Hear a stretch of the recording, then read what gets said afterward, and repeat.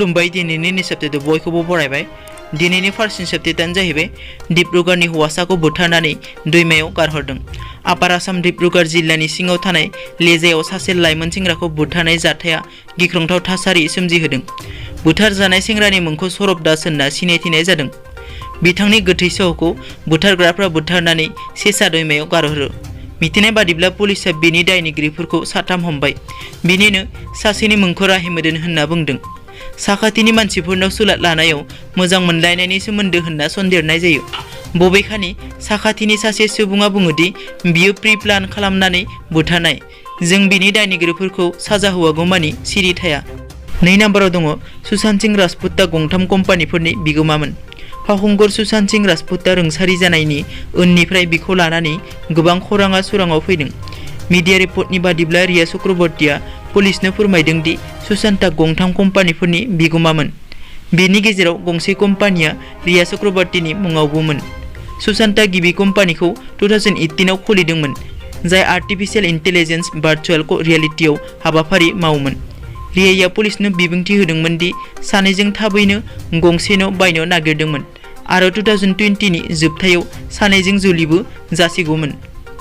3 नम्बराव दङ जगदीश सरकारनि बिबुंथि होनायनि सायाव एबसुआ गोख्रों रावजों सोंखारिदों। बिटिसिनि बारग' इएम जगदीश सरकारनि खौरांगिरि मेलनि सायाव दिनै एबसुनि सोलोंथाइ नेहाथारि कस्तम बसुमतारिया खौरांगिरि मेल खुङो। खौरांगिरि मेलनि गेजेरजों बिटिसिनि बारग' इएम जगदीश सरकारा बिटिसि ओनसोलाव एबसुआ गुबुन गुबुन हारिनि सुबुंफोरखौ बर' बिजोङाव फरायहोनो थाखाय नारसोमो आरो जुदि इउपिपिएल हानजाया सरकाराव फैयो अब्ला बिटिआर ओनसोलाव गुबुन बिजोंखौ नाख्रेबनानै बर' बिजोंनि थाखायल' एबसुआ खामानि मावगोन होनना बिबुंथि होदोंमोन।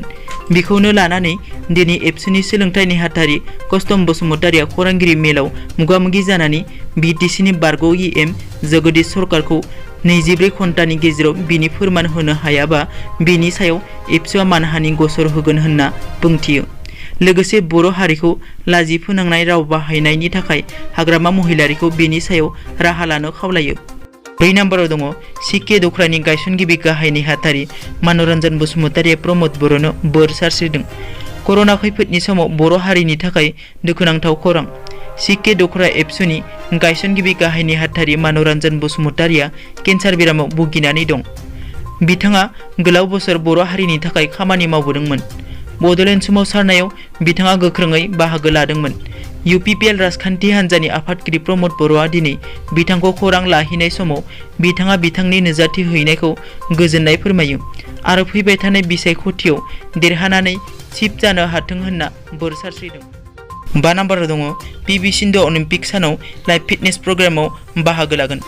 वर्ल्ड चेम्पियन आरो अलिम्पिक सिलभार मेडेल देरहासार भारतनि आइजो बेडमिन्टन गेलेगिरि पिभि सिन्धुआ फैगौ 23 जुन खालि अलिम्पिक साननि समाव खुंजानो गोनां लाइभ फिटनेस प्रग्रामाव मुलुगनि टप 21 गेलेगिरिफोरजों लोगोसे बाहागो लाफागोन। कमनवेल्थ आरो एशियान चेम्पियन भारतनि आइजो रेसलार बिनेश फोगाटआबो बाहागो लागोन। बे हाबाफारियाव मुलुगनाङैनि सा 23 अलिम्पिक गेलेगिरिफोरजों लोगोसे जयै सिगांनिफ्राय रेकर्ड खालामनाय भिडिअफोराव गावबा गावनि जर'खा वार्कआउटखौ दिन्थिगोन। दिनैनि निउस आपडेटआ एसेनोसै। नोंथांमोना जुदि आंनि चेनेलखौ दासिमबो साबस्क्राइब खालामाखै अन्नानै साबस्क्राइब खालाम। गोजोन्थों।